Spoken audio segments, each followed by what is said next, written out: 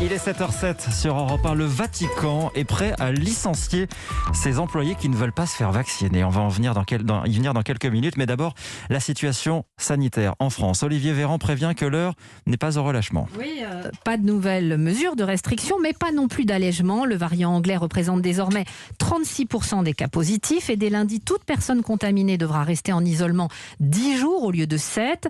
Dans ce contexte, Roselyne Bachelot s'entretenait hier avec les directeurs des grands festivals de l'été. Et comme Europe 1 vous le dévoilait dans ce journal, ils pourront se tenir, mais il y a un mais avec 5000 spectateurs, tous assis. Et la ministre de la Culture est en ligne avec nous. Bonjour Roselyne Bachelot. Bonjour.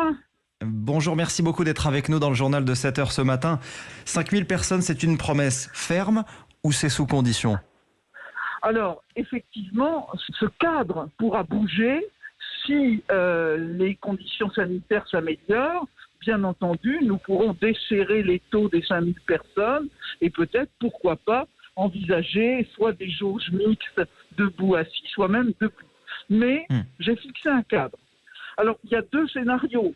Soit un certain nombre de festivals nous diront, écoutez, nous, notre modèle économique ne nous permet pas une jauge de 5000, nous avons besoin de plus, et nous sommes obligés d'annuler, et nous les aiderons à affronter leurs frais d'exploitation. D'autres, et c'est la majorité, sur les 200 festivals que nous avons interrogés, 83% sont disposés à changer de modèle et à privilégier la structure assise. Mais ils auront besoin d'adaptation, monter des gradins par exemple, et nous les aiderons à procéder à ces adaptations parce que nous voulons absolument que les festivals puissent se tenir. Mais si, évidemment, la situation pandémique s'aggravait et que les festivals soient obligés d'annuler, là aussi, nous prendrions en charge toute cette annulation, tous les frais qui auraient été engagés. Donc vous annoncez un fonds de soutien de 30 millions d'euros qui sera destiné... Un fonds de soutien de 30 millions d'euros pour les festivals qui sont si importants pour les territoires. Roselyne Bachelot, est-ce que les spectateurs devront se faire tester avant d'accéder à ces festivals ? Alors, nous avons évidemment à mettre en place le protocole sanitaire.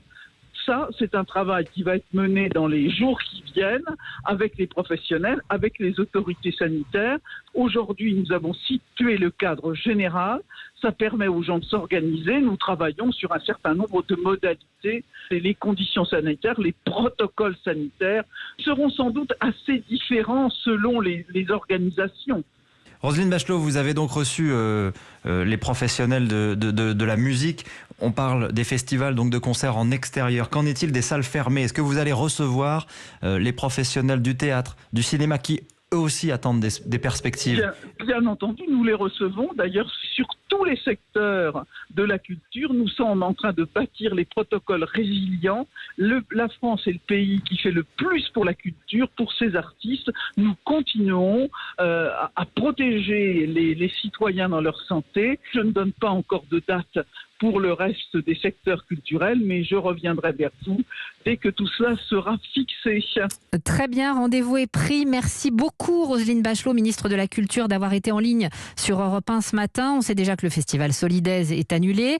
Les organisateurs avaient déjà pris la décision. Les Vieilles Charrues, de leur côté, vont s'adapter. En revanche, ce sera sans Céline Dion, qui devait chanter à Carhaix le 15 juillet devant 55 000 spectateurs. Oui, Céline.